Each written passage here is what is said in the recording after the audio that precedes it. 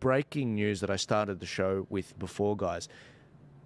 Joe Biden, the story has come out that he could resign as soon as this weekend. This isn't from Joel Jamal. This is actually from Newsmax, and this is exactly what was actually said on Newsmax, where Carl, according to multiple it's Democratic going. sources, this is happening all of a sudden. Everyone said it would happen gradually and then all at once, and that's what's happening.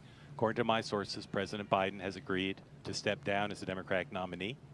Oh, man. It will happen as early as this weekend. A speech has been drafted for him. He will continue on as president, is his intention. He also will not, I'm told, endorse Vice President Harris as his successor. They're hoping that he will endorse an open process in which the convention will be open to Vice President Harris and a few other candidates in Chicago to pick the Democratic nominee for president. The belief is that Vice President Harris is already looking at potential running mates to go to Chicago with a full ticket, including one possibility, Andy Beshear, the governor of Kentucky, and perhaps the governor of Pennsylvania, Governor Shapiro.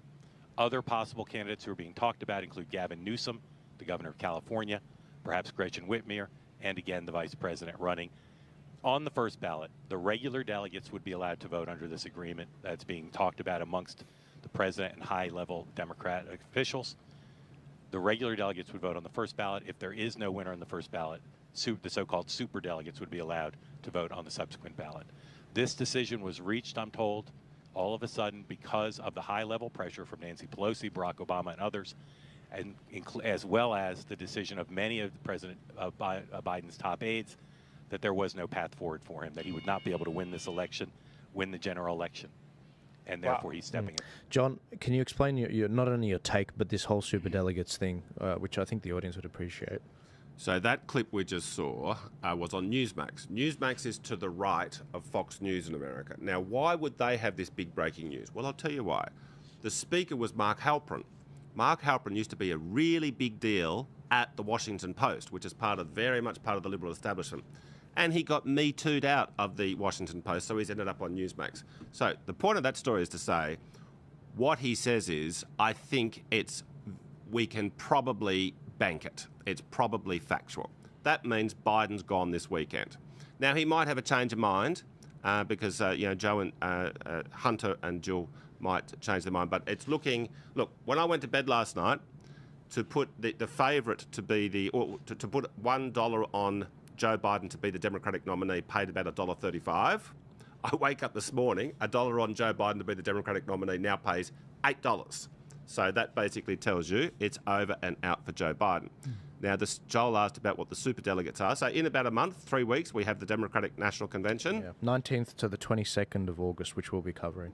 So the viewers will remember we had the primaries earlier this year. Now, they weren't very dramatic primaries because there was Joe Biden and just two other candidates. They didn't want RFK to run because he might have won, but they didn't have any debates. But Joe Biden officially won the primaries.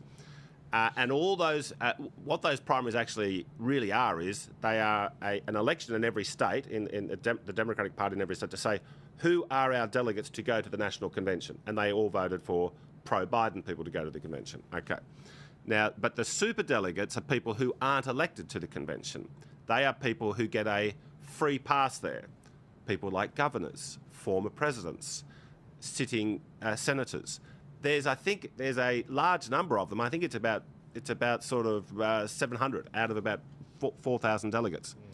Now, what they have said is, because they want to pretend that it's a democratic process for whoever the candidate is that they end up with, which I think good chance will be Michelle Obama. No one agrees with me, but we'll see. So the superdelegates, it's not really democratic that they have a vote. And Mark Halperin's sounded like a very well-sourced leak, was saying that they won't be voting in the first round, but they will be voting in the second round. And I believe the superdelegates are basically controlled by Barack Obama, and I believe that they will, at the end of it all looks like chaos right now, and it may well be chaos. But if it is a concealed plan, as we were talking earlier, I believe they'll end up with Michelle Obama. This brings up two things. One, I mean, if Biden won't endorse Harris, that's right. I think it just shows that she's a DEI pick. Just had to put that in. Yes. The question I had, which hopefully you're familiar with, is they mentioned that they have a ballot. So does that mean they can only vote for the candidates on the ballot? So would that mean we would know in advance who's on the ballot? Because I'm with you. I think Michelle is probably their best option moving forward. But does she have to be on a ballot? And if she's on that ballot, would we know about it? The thing about these rules is it's rules schmools. They can rewrite the rules. They can do whatever they want. Okay, they have a meeting. There's sort of a meeting going on informally at the moment. They have a rules committee meeting just before the actual convention, and the powers that be, which is the Obamas and David Axelrod, and the Clintons and the Obamas are best buddies these days. They will organise that. If they do have a preferred candidate and a preferred outcome, they will organise the rules so that if Michelle wants to run, she may run. Now, if Michelle doesn't run, I think she'll run in 2028. I think she's going to be making a calculation, what's our best bet. Look, I used to think it would be Gavin. I've been thinking for 4 years they're going to get rid of Joe Biden because he's in such a bad state. And I used to think it would be Gavin Newsom. But about a year ago, I came to the view. I said, look, if they get rid of Joe, then Kamala's going to want to step up, and she's a black female. So how are they going to bump her off for Gavin Newsom? That's when I thought, okay, maybe they'll go Michelle. So I looked into her life story. Yeah. Well, the fact that Biden isn't going to endorse Kamala Harris Yes. Makes Michelle Obama very plausible. I mean, what does he have to lose by simply endorsing the vice president? Nothing really. So why wouldn't he do it? Maybe because there's another plan cooking. He might, yeah. And yeah, obviously he's very close to Barack, and so it may make a lot of sense that in actual fact the plan is that Michelle's going to come in. The last polls I was looking at this morning showed that out of Kamala Harris and Michelle Obama has a better chance of beating Trump. And if, look, at the end of the day, they will pick whoever they think has the best chance of beating Trump. That's it. Yep. And the polls do consistently say that is Michelle Obama. Yep. Now, but there was a poll out 2 weeks ago saying Michelle beats Trump 50-39.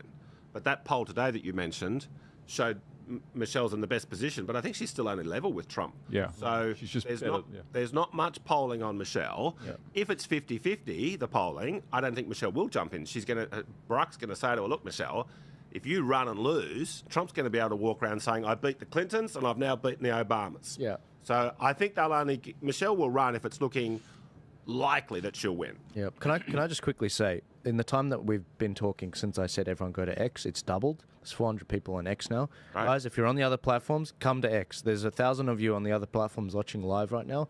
Get off these platforms. Get over here. Go follow all of these guys, which I'll be sharing at the end of their actual tags. We need to get you onto X, off these platforms, onto my Rumble as well, so that we can't be actually censored.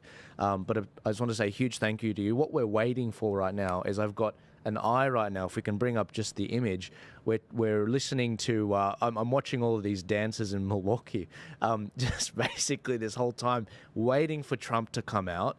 In America right now, it's roughly about 8:30, 9 o'clock now. We're getting late into the night. Trump is going to imminently step on stage. I don't know exactly when, but I can give you a certainty it is within the next hour, so maybe even the next 30 minutes. So stay tuned. I will put that up as soon as we have it. But if you're listening, give this a share, get it out there. We're going to bring Trump up as soon as he comes on to accept the nomination. He'll probably speak for 30 minutes to an hour. But moving on, just to make sure you guys get this. If you didn't catch it from what John was saying, just like in 2016, what they did to Bernie Sanders when I was actually a Bernie bro back then, and I was supporting him. I saw how the delegate process was completely scammed and twisted. I saw exactly what happened with regards to the super delegates that Hillary was winning more of, but Bernie was kicking her ass with a lot of different votes. And it wasn't proportionate. Bernie won something like 16 million votes in the primary, and Hillary won 21 million, but there was all these skewing of the debates, with the questions being leaked out to Hillary Clinton from Debbie Wasserman Schultz, the chair of the Democratic Party at the time. I remember all this stuff, case in point, because I was backing Bernie at the time. I was a Really? I was a Democratic there's socialist. A confession, So viewers. Many. You look, some of the viewers will be like, "Oh, you're saying it again," but no. Look, I was a Democratic socialist. I was actually better. I was a big fan of the Black Lives Matter before it became popular. All the priests. But this is the thing: 10% of Bernie Sanders voters ended up voting Trump because there is an element Anti-establishment. of anti-establishment authenticity. This is before Bernie got his third house once he sold out to Hillary, and he stopped criticizing the